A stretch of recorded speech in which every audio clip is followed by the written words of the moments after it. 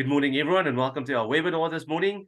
We've got Bart the Schepper, who's going to give us a few more info on how to deal with a few things in terms of the coaching business. Bart, thanks so much for your time. We truly appreciate it, and we leave the floor to you.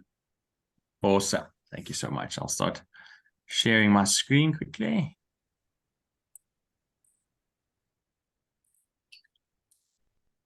There we go. Can everybody see that? Yep. Nice. Cool. So first of all, thank you very much to the PGA for giving us this opportunity. It's always good to see you all and chat to you all, and really appreciate it. I know a bunch of you personally on this call, but for those of you that don't, you might think like, hey, who's this guy with this funny accent and this weird last name? Is I was actually born and raised in the Netherlands. So I grew up there, and then my parents decided, hey, we're going to move to South Africa when I was about 15. Played a little bit of golf and went to school, finished matric here in Stellenbosch, and then managed to get, quite lucky to get a scholarship in Florida at a university, and played a bit of golf there for a couple of years, and then decided to come back to South Africa for some family reasons, because my dad said, listen, you either turn pro and make some money or you start to work. And I was definitely not good enough to make it on tour. So ended up teaching, actually. So I started coaching at the Somerset West at the driving range. I worked there for a company called TaylorMade Golf Solutions way back in the day. So I think it was about 16, 17 years ago. And now I've been at Retail Tribe for 15 years. Next year is my 15th year at the Tribe. And it's been awesome. It's been really fun. I mean, working with a whole bunch of you in the beginning to build newsletters and content and editing. And luckily now we got a rock star with the name of Darnell, which some of you might know, and she's taken over those responsibilities. And my responsibilities at Retail Tribe are way more around change management and helping PGA pros and club managers and big buying groups to generate more money. That's really the basics of it. But it's really cool. I mean, I'm a PGA member as well, so I really feel like one of you all. So if we're going to talk about today is a little bit about relationships and why that's so important. So first of all, I want to cover a little bit, why does someone actually play golf? So why does actually somebody play golf? And the second thing I want to talk about, or we're going to talk about, is, are you actually making a difference at the club? Or are you just making a difference to yourself? So it doesn't matter if you're a golf coach, if you're a director of golf, if you're a GM, what difference are you actually making to the facilities? And then we'll end it up with a couple of ideas that you can literally implement today. If you had a golf club, if you had a driving range, if you are at a shop, these are things that you can actually start today already if you want to. Now we'll take questions at the end. My presentation should be about 30 minutes or so, and then we'll do questions towards the end. So there'll be plenty of time for that. Now, first of all, one of the things that we asked thousands and thousands and thousands of golfers over the last couple of years is why do you actually play golf? And we give you three options. Do you play to be well? So health reasons. Do you play to compete? So, do you play to really, be the best that you can be and maybe join a league team or become a part of a provincial team, whatever it might be, or do you play to connect? And it doesn't matter what type of club we ask, what facility we ask, the results are always very, if not identical to this. 80% of the people that we ask this question is they play to connect.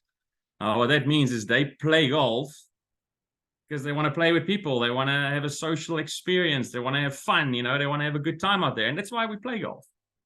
Yes, you have your competitive people that really want to compete and do well. And yes, you have maybe some elderly folk that go out there and they say, well, listen, my 9 holes is my exercise. And that's why I get out there. But the majority play to connect, play to make friends. Now, if you look at South Africa at the numbers, what does that mean? Now, we got an email last week. I think we're sitting at around just over 120,000 affiliated golfers in South Africa, something around there. So if we add another 30,000 to that regular golfers, that means we got probably around, and maybe I'm a little bit off here, but I think pretty close. We probably got around 150,000 golfers in South Africa. Now, if you think about that, if 80% of those play to connect, and we got 120,000 golfers in South Africa that play golf for the fun, right? They want to play golf and connect and have build relationships, meet family, meet friends, spend time with them.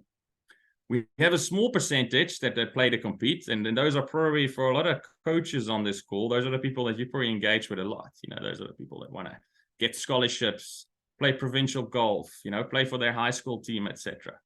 So you actually spend a lot of time with those people, and sometimes they can take over our thinking a little bit.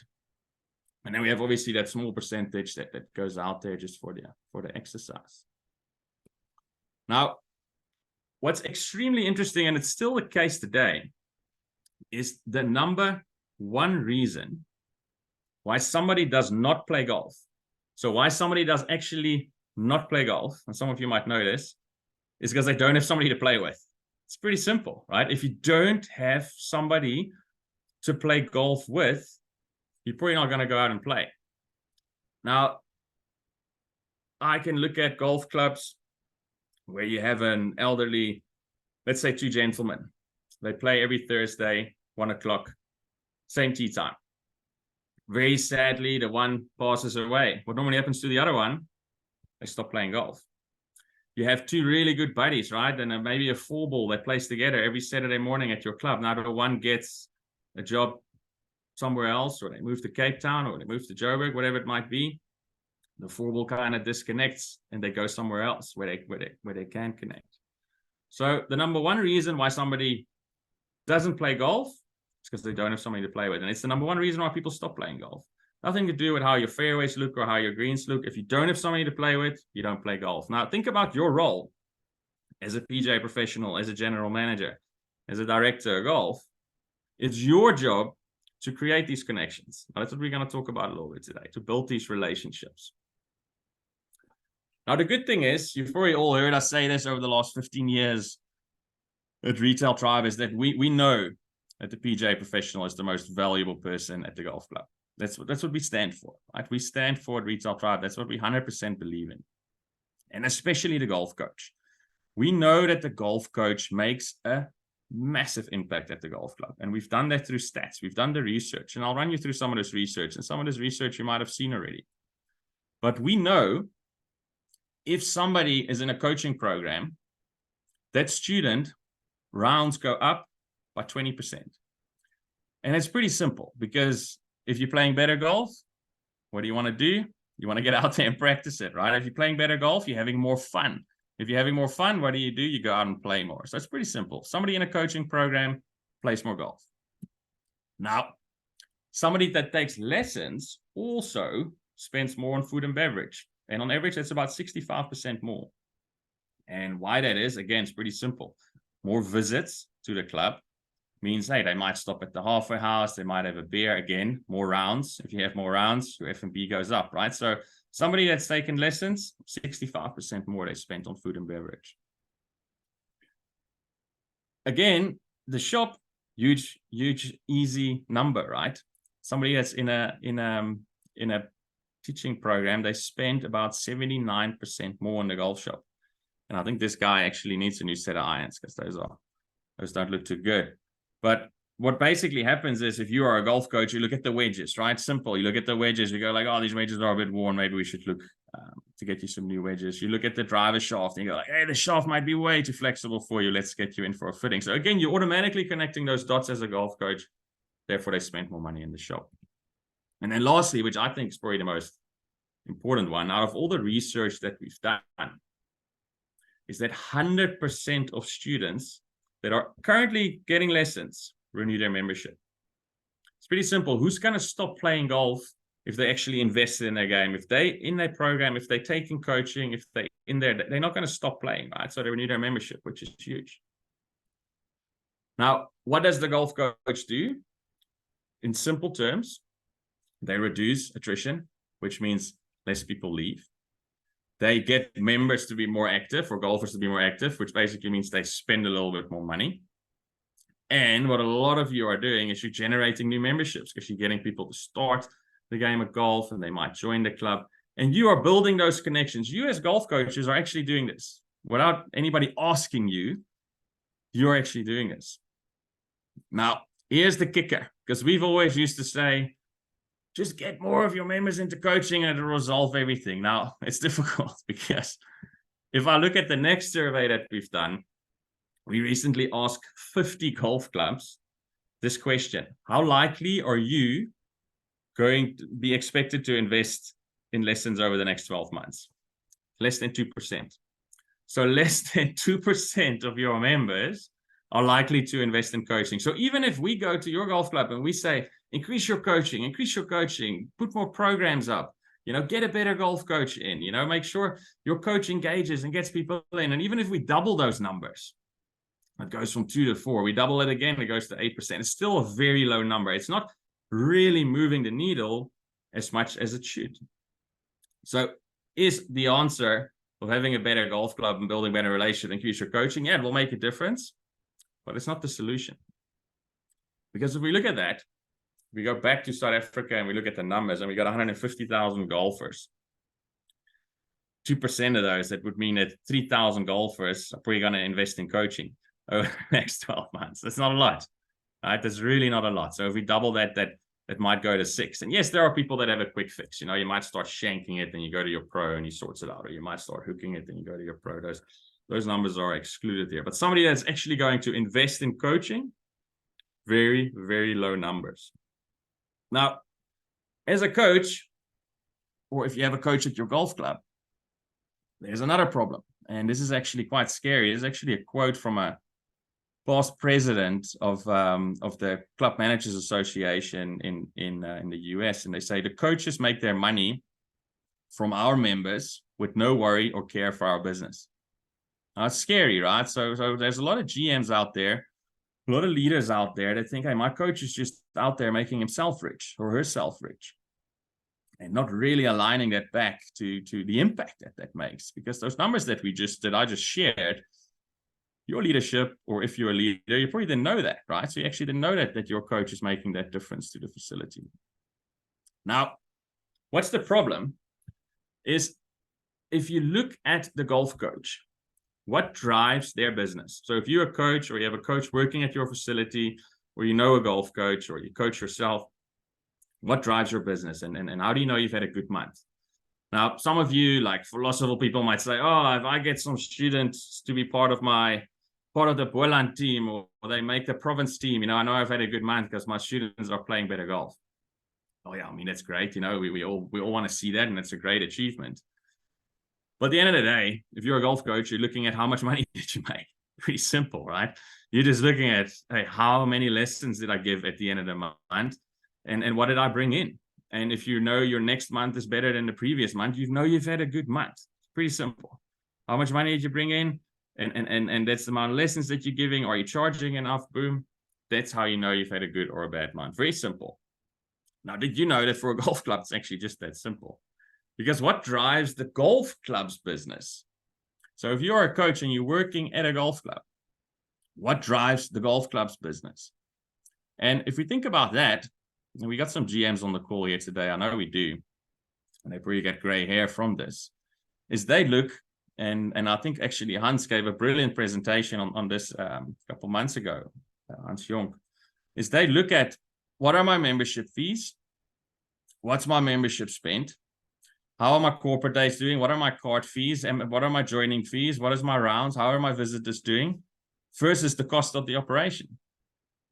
If the golf club's cost of the operation is more than what they're bringing in, they're losing money, right? If the golf club brings in more money and the cost of operation a little bit lower, they're doing well. So for a golf club, that is how they generate revenue. Pretty simple. What is the cost and what are they bringing in? Now, that's where the disconnect comes, because I think in South Africa we do an okay job. I think all the stuff we've spoke about over the last years, I think there's no GM in South Africa that thinks, hey, my golf coach is not adding value. Hopefully over all the years and adding value to the professional, we've hopefully put that message across. I would think so. Maybe not, maybe I'm wrong, but there's still a huge disconnect. We still have a lot of PGA professionals, coaches, shop owners doing their thing. And then we have the golf club focusing about their thing. And there's no alignment. There's very, very, very, very little alignment. In South Africa, I don't see a lot of alignment there at all. There's a huge disconnect. Now, we saw this, right? And we saw this in South Africa. We saw this in the UK as Retail Tribe. We saw this in the US. And we as a company, we came together with a whole bunch of clever people, which I'm not going to talk about today.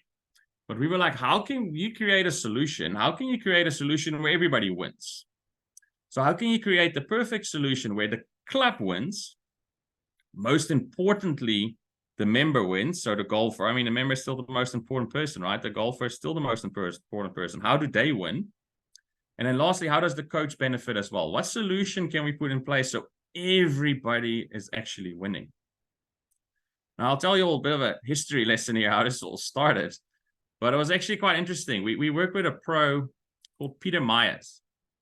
He was at Hainsworth Park in Yorkshire. In 1 year, just in 1 year, he added 130 new full members to his golf club in just 12 months. And he currently actually owns his own golf club. I even think, like, how did he do this? And it was actually quite simple. We sat down with him, and what Peter did, Peter looked at his membership. And he looked at his membership, and he started looking at them as individuals. And he goes like, hey, these people I haven't seen. These people I don't know. These people I don't have a relationship with. These people I don't have a connection with. They don't have somebody to play with. So he literally went through his membership, started putting up events, started playing golf with these people, started inviting those people with like-minded people, so they started to get connected. And all of a sudden, he had 130 new members, and the club was booming. And he wasn't waiting for the people to come to them to give him a solution. He was actively looking through that list of members and seeing every single person on that list as an individual and trying to make and build a solution for that individual. And look at those results. So we sat down, we're like, hey, well, that could be a model. So we did that for a few more clubs in the UK, and it started to work really, really well. And then TPC got hold of this. Now, most of you hopefully know TPC. They are an ownership group where most of the tour events are being played. They got about 30 golf courses. And Bill Whaley, who is the husband of Susie Whaley, he's the ex-president of the US PGA, or PGA of America. He phoned us up, and he's like, listen, I got a club here, TPC Riversbend in Cincinnati, that I need you all to sit down with and have a conversation with. So anyway, he flew. I think Ian was busy, so he decided, I'm going to send Bart. So I jumped in a plane, and I got in Cincinnati, and it was freaking snowing. It was terrible weather. I got a flat tire on the way to the golf course. It wasn't fun, but eventually got to this golf course, and we started chatting. And we had the GM, with director of golf, we had the assistant pro, and we had the teaching professional in the room. And we started looking at their membership list. We literally took their list of members and we started looking at them. And we started to see, hey, we got about 20 to 30% of these members that are extremely active. They're doing a bunch. And they actually, most of the revenue that's coming in from that golf club is from that pool of members. But as we started going through the list, the GM was like, hey, this member I don't know. This person I don't know. So what we then started to do is we started to allocate those individuals to everybody in that room. So we said to the teaching pro, hey, here's 100 people we need you to reach out to. The assistant pro, here's 50 people. Head pro, you're getting 50 people. GM, you're getting 50 people. And your goal, literally your only goal for the next 12 months is to reach out and invite those people. Either to a fun event, either to play golf with them, maybe for a lesson. Maybe they have a child that wants to be part of the junior academy. That was their goal, right? To reach out and build a relationship with the people that they did not know. Simple as that. A year later, we increased their coaching revenue by 280%, 35% increase in spend from those individuals that they spoke to, and we halved the attrition at the club. This was before COVID, right? So it's not like a COVID wave. It's in Cincinnati, which is not the best town in the world, you know, mediocre sort of country club, which is sort of nice, not high income, but not super high income. So again, a typical club that should be struggling. And the whole rest of the US that time was actually struggling. However, they got these numbers through because they were phoning and reaching out to individuals. Now, we then came back. We're like, whoa, we're actually sitting on something here. This is really cool, you know, and it's actually not that difficult. So Ian and the team and myself, we started sitting down and go like, hey, well, we better start giving this a name, right? We better start to give this a name. So what we did is we created a thing that's called active member management. So in some cases, we call it active customer management, because obviously not all clubs have members only. It might be a semi-private club or a public course. And the people you see on the screen over here, they're responsible for putting this model together. A lot of them played a huge part in this model. And active member management started. Now, we started then working with all the TPC clubs, and what was pretty cool, all of a sudden, Invited, which was formerly known as Club Corp, which is the biggest, I mean, they are the biggest country club ownership group in the world. They got hold of this, and 5 years ago, we sat down with them, and we started with them with 8 pilot clubs, and now we work with 94 of their clubs, and we literally, every single transaction that the member makes after they've had an engagement with the professional, we measure. And the results are just freaking unbelievable. And the nice thing is that with all the fancy tools that most clubs have now, you can actually measure this success, which is unbelievable. So now you all might be thinking, okay, cool, Bart, you freaking bragging how cool you're doing in the US. How does this actually work? And it's actually so simple. You can do this yourself. It's really, really, really simple. Old days, you had a golf coach. And I think a lot of you have golf coaches like this as well at your golf club. The coach traditionally was a service to the members. So at most clubs at Club Corp, at most clubs at Invited, at TPC, what happened was there's an independent contractor that works on the range and they teach. They come and they go just as they want to. They don't have any rules. They don't have any responsibilities. They can literally do whatever they want to. At the end of the day, they make their money and they go home. That's it. Independent contractors. In the US, most of these people, they get paid a penny an hour, which is literally 1 cent. And in South Africa, I think some coaches have deals where they maybe pay the club a little bit of money, and that's why they're independent contractor. Or they might not be paying anything, and you're just letting them teach because you think it's a service to the members. Now, what did we do? And I think nobody's doing this in South Africa at the moment, and I would love some clubs to put their hand up and say, hey, I actually want to do this. Is we then went to those clubs where there was an independent contractor. We looked at, just like the story we just told at TPC Rivers Bend, we looked at the members that were underserved, and then we tell each coach they need to build a relationship with them. They need to build a connection with them. Not just with them themselves, but also with the community. Do they have somebody to play with? Do they have a full ball? Are they part of a group? So actively reaching out to them. And it was very simple. The coach was now employed by the club. They get paid. So they actually get paid an hourly wage. They get paid for the end result. They continue to coach as they used to be. So they are still teaching as always. The only difference is now they get 100 people that they need to look after. They get 100 people that they need to look after and build a relationship with, and try to make sure that this person spends more money and doesn't resign. When you do that by building the relationship that we just spoke about, right? Because people play to connect. So now this coach has 100 people under care. And it's not just coaches. We do this for head pros, assistant pros, any professional. You have shop staff, you can do the same thing. That professional rings the member. It's not a sales call. The only thing they do is say, would you like to come play golf? I got a few tee times over the next couple of weeks, got some options, love to play golf with you. Now, I think some of you on this call, you underestimate the power that you have as a PGA professional by phoning a member and saying, hey, I actually want to come play golf with you. It's huge. It's huge. The amount of time that members are like, of course I want to play golf with you. That sounds awesome. Now, all you do when you have that person in the 9 holes or 18 holes, whatever it might be, we say 9 holes is a good thing. It's less formal and it goes a bit quicker as well. You have that person in front of you. Now you need to build a connection. That member needs to now start to see you as the expert guide. So if they ever have any question at the club, if they're struggling with their game, if they want to buy shirts for a tour they're going on, if they're looking for equipment, you are their expert guide. And now you keep that relationship. Now, some of you on this call might be thinking, I do this already. You're doing this with the people that are in front of you.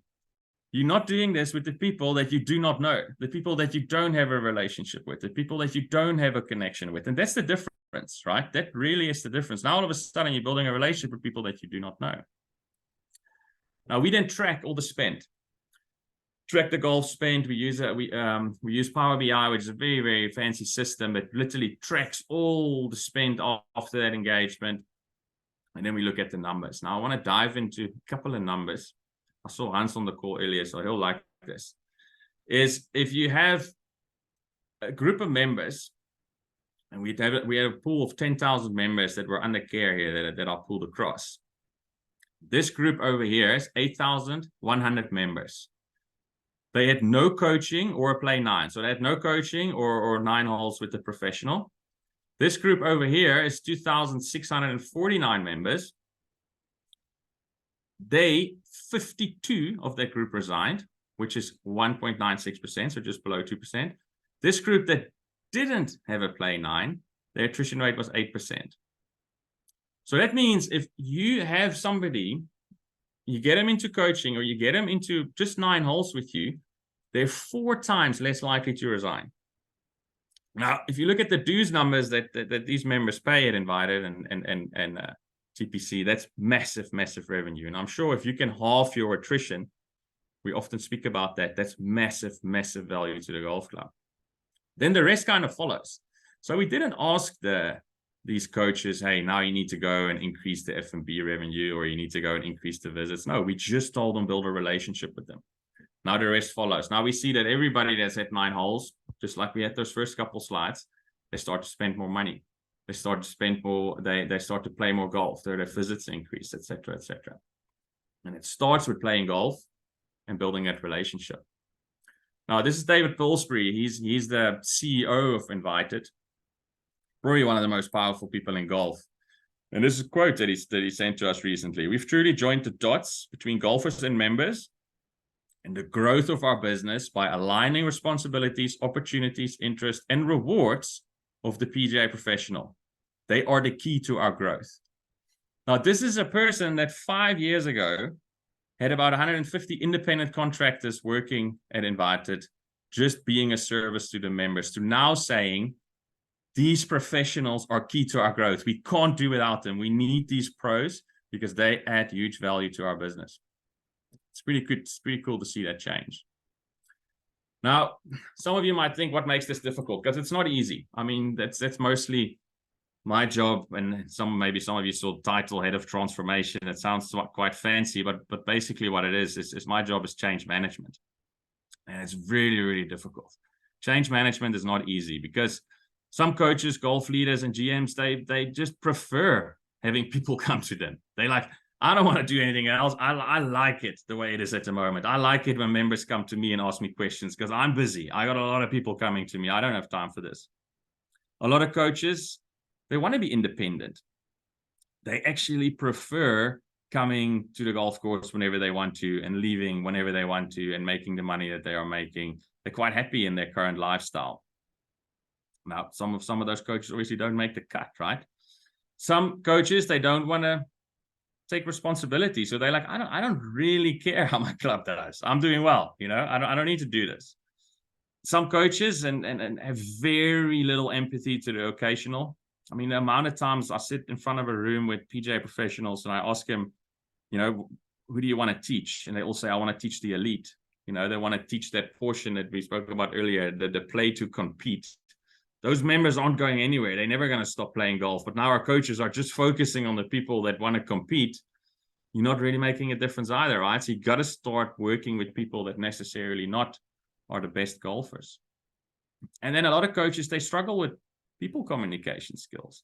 I mean, I think there's some amazing, amazing professionals out there that have all the tools, they have all the skill, they know how the golf swing works, but they just, you know, if you put them out there and playing 9 holes with them, you know, they're going to struggle to build a relationship with their members. So it makes it difficult. It's definitely not for everybody.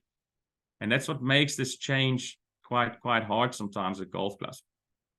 But what we do know is that the most important person at the club, which is the member, it's overwhelmingly positive. The play 9, they can rave about it. I mean, what Club Corp does, they're invited, they send out so many CVs, and the amount of answers that we are getting is, hey, this year I had a round with my PGA Professional, I had a round with my golf pro, and they're blown away. They're like, this is so cool. You know, it's so cool to actually play golf with my pro. We also know the financial benefit that for every golf coach we now transition into this role, that results into $100,000 for the golf club. Crazy, right? So if we employ that coach, they do the right stuff, they play golf, it's $100,000 extra for the golf club that they are generating on dues and member spend. Now, also, which is really cool, and what we also know is if you manage this correctly, this shouldn't cost you anything. Because remember, you're putting these people on a salary now, or yourself, you're starting to earn a little bit more money if you're a golf coach on the school, and you get rewarded in different ways because you get rewarded on the uplift. So if the club does well, you do well. Again, what does that do? It aligns the dots, right? You are making a difference to the club, which means you start to earn a little bit more money. And what we also know is the coaches that did want to change. I mean, I'll give you an example. We have a coach in Texas, a club, Brookhaven. Rob Stock is his name. He's an amazing golf coach. Generates a couple $100,000 a year. Really did well. He was hesitant to change. He was like, don't screw with my life over here, right? I'm making so much money. Anyway, we transitioned him. That person is now earning pretty much double what he used to. So it works for the coach as well. It really does. Because now all of a sudden they're getting paid for the end result. So he's actually getting paid for the difference that he was already making, which is awesome. Now, if we think about this, if we start back to the beginning, we look at our membership. And if we all know that 80% of those members play to connect, and we know that those members, they actually want to build a relationship, what connection strategies do you have at your club? Are you just putting up events and then the same people show up? Because you might be thinking, oh, I'm doing some awesome stuff for the Rugby World Cup, or I'm doing some awesome stuff on Saturdays and Sundays. And yes, all of you might be doing some amazing events, but are you actually looking at your membership as individuals and inviting those individuals to those events? Because you know if they come there, you spend time with them, you build that relationship, they are likely to stay much longer at your club and spend a lot more money. So this is not about putting up a whole bunch of fun events and things will change. No. You need to actively reach out to people that you do not know and invite them. Now, I'll tell you all a quick story. My timing, I was still pretty good. Because I was listening to a podcast yesterday. And sometimes this is just about setting yourself a target. So they were talking about jumping jacks. You all know what jumping jacks is, right? You stand and you jump like an idiot. You look like an idiot, but it makes you pretty fit. And they did a test with a group of 100 people. And they said to them, listen, we need you to do 100 jumping jacks. And people started jumping, blah, blah, blah. And about 2/3 of the way, everybody started to get tired. They were like, oh, I'm fatigued now. I can't do this anymore. I'm getting tired. So anyway, they took another group of 100 people, similar physique, same group. They weren't like that group was fit or anything. And they said to that group, listen, I need you to do 200 jumping jacks for me. They started jumping. Again, 2/3 of the way, but now they way over the 100 of the previous goal that the group had. They way over the 100, but 2/3 of the way, they started to get fatigued. They started to get a little bit tired, which is weird, right? But they had a target they had to go to. And I think for all of us on this call, even if you get a list, you look at your members and you look at your membership, or you're a golf coach even, and you go to your general manager and you just pick 20 people off that list. And you say over the next month or over the next 2 months, my goal is I'm going to try and play between, let's say with 9 of them, 9 or 12 of them, I'm going to try and play golf with them. And then very simple, what you do is you start to look at what happens to the behavior of that member. What happens to their spend? What happens to their attrition rate? Did they leave the club? And then very simple, if you are a GM and you see this is working, you got to hit your golf coach with the facts and go like, listen, I need you aligned to the business. I need you to play golf with people. And because it's showing a big result, you are actually, you can actually maybe reward that coach for that. And if you are a golf coach, on the other hand, and you're worried about your value at the golf club, and you are worried about what you are doing at the golf club, do the exact same thing.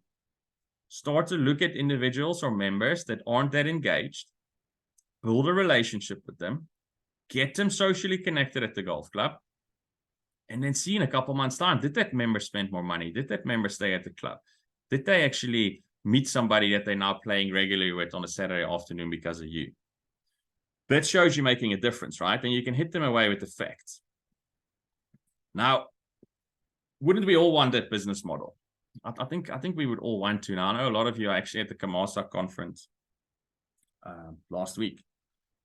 And the overwhelming response is, I got a committee, I got a committee, they're never going to allow me to do this. And yes, we are extremely lucky at places like TPC and places like Invited where we do work, that there is no committee. The GM is the boss, and the GM makes those decisions, which makes this obviously a lot easier as well.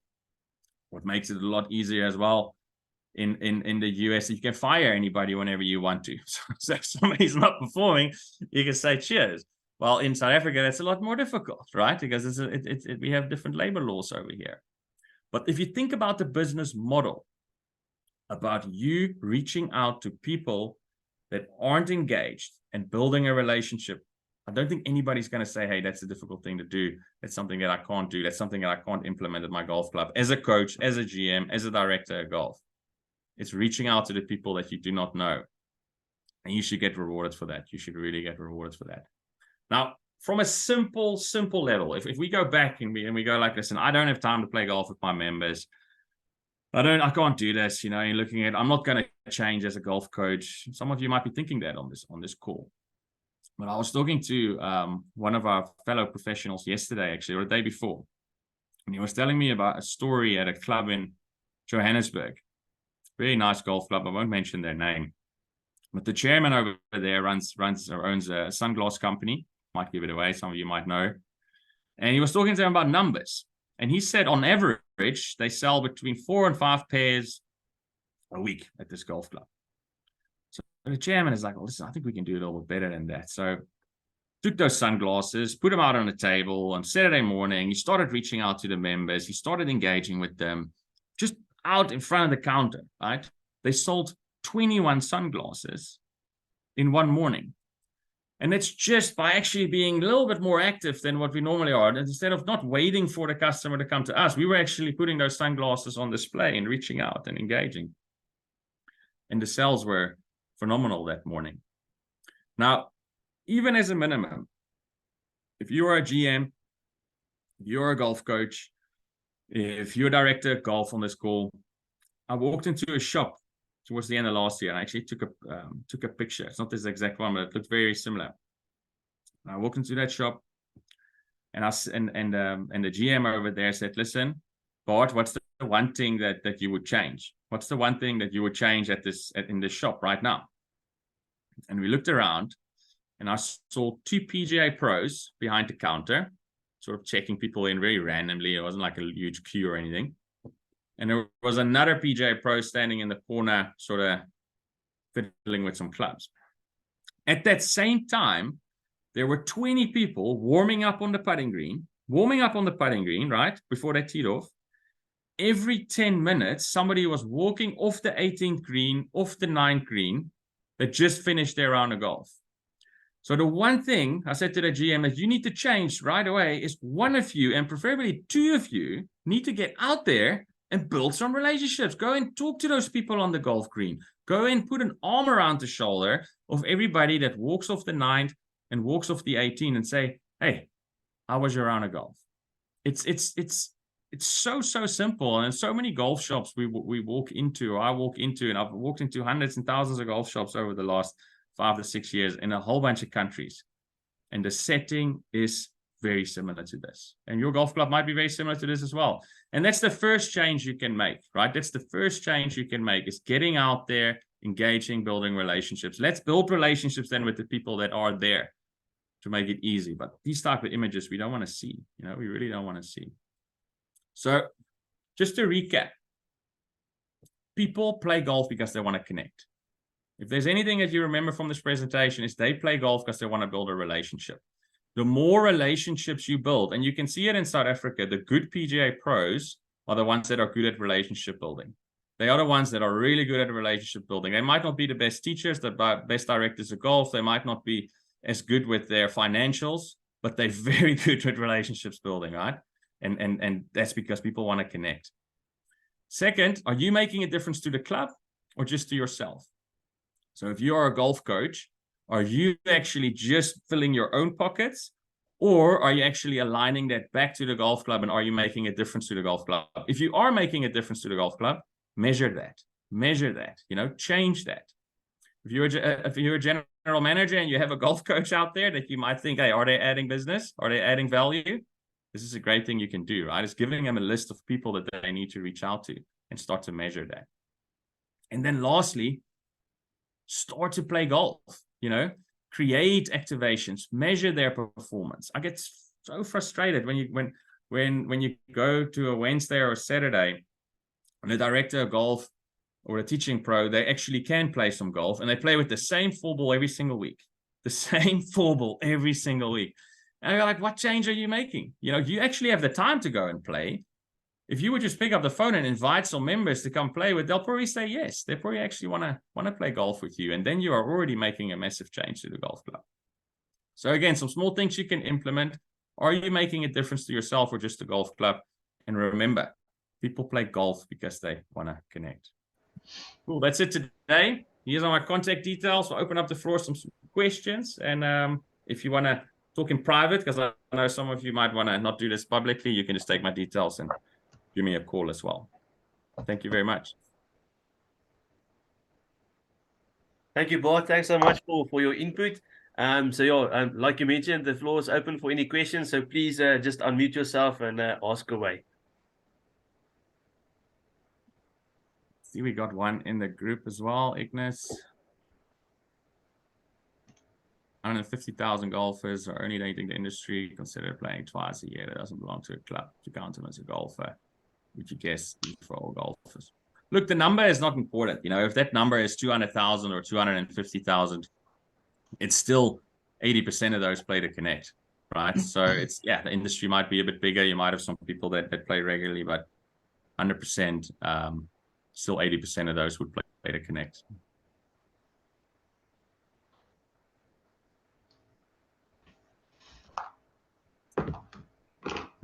I like that, Hans. I like that. Bart, I've got a question. How do you change the behavior of exactly those PGA professionals actually going out and do the engagement? What kind of incentive structures and those things work for them to have them involved? No, it's a great question. But what we've noticed is because they're revenue driven, it's money. I mean, one of the things that we do in the US now is for every member that they play golf with that are on a care group, they get $50. So if they go out and play with 3 members on the care group at the same time, they get $150. That means in those 2 hours, plus they obviously get their hourly wage as normal, right? In those 2 hours, they're actually making more money than what they would coaching.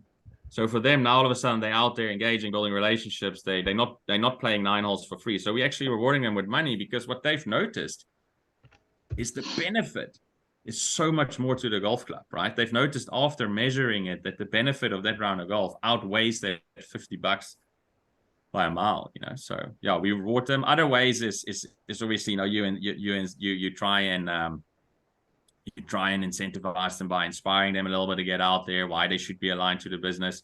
And a very simple way, if they don't do it, they lose their job. I mean, if you are a general manager and you have a teaching pro out there, you're paying them money, right? Now you're asking them to play 9 holes and they don't do it. Sorry, go find another job. It sounds tough, but why should you have teaching pros at your golf club doing stuff that you don't want them to do, right? And if you're asking them to do something and they don't do it, why should you have them at your golf club? Find somebody that does want to do it, right? Find somebody that can build relationships, that does want to build those connections. So yeah, I hope that answers your question. Absolutely. Thanks, Bart.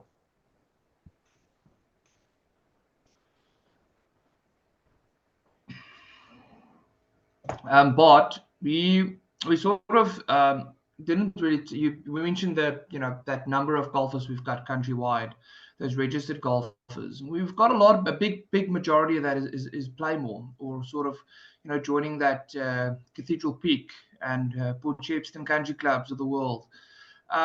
Those are guys that's predominantly playing. Obviously, they love golf, but there's that missing point is that connection. They're not quite making that connection at a club, and there's no home and a sense of belonging. How do clubs go about offering that to those golfers that's out there? Because there is some value to add to a club, bringing them in and giving them that connection and that sense of belonging.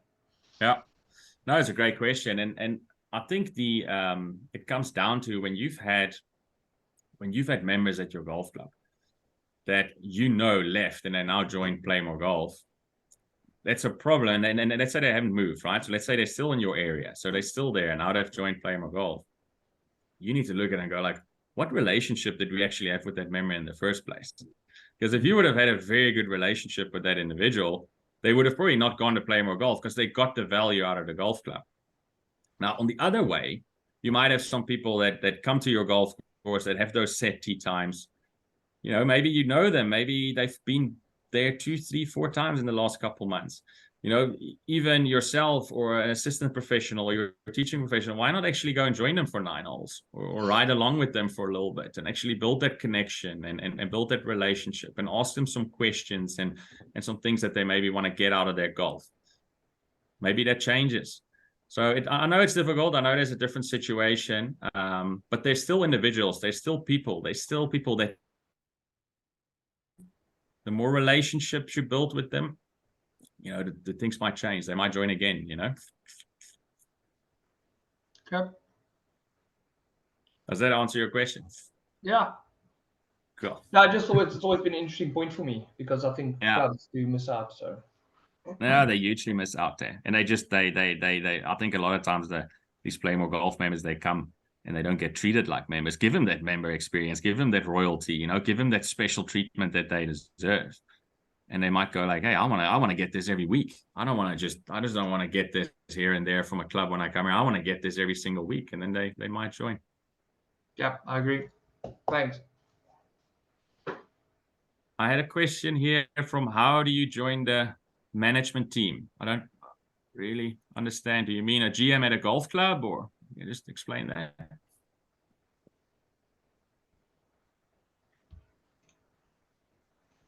think it was from Uloma. How do you join the management Uloma, team? you can just unmute yourself and ask the question, eh?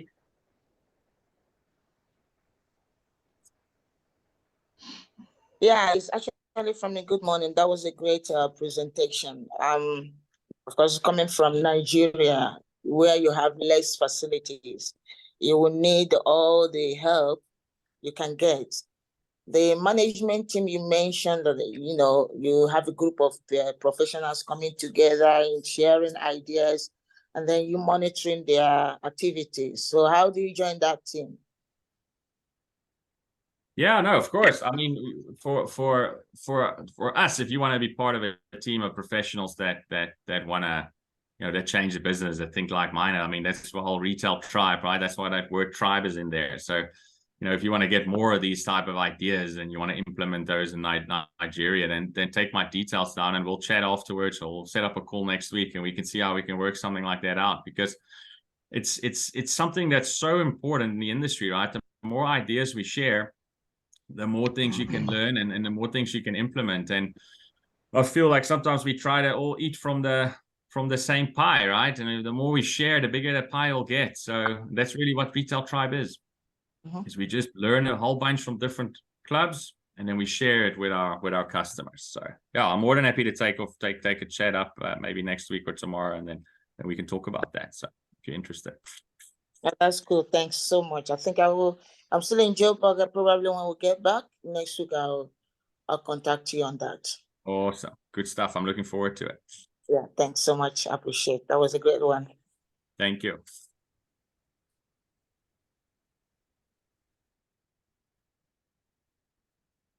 Any other questions? Okay, anything else? I think that was it, Francois. Awesome. Bart, thanks so much for your time. We really appreciate it. Also to all the pros that came to watch. Thanks again for the support. We do appreciate it. Enjoy the rest of your day, and we'll see you at the next webinar. Awesome. Thank you, team. Thank you so much. Thanks. Hey, cheers, everyone. Bart. Thank you. Bye-bye.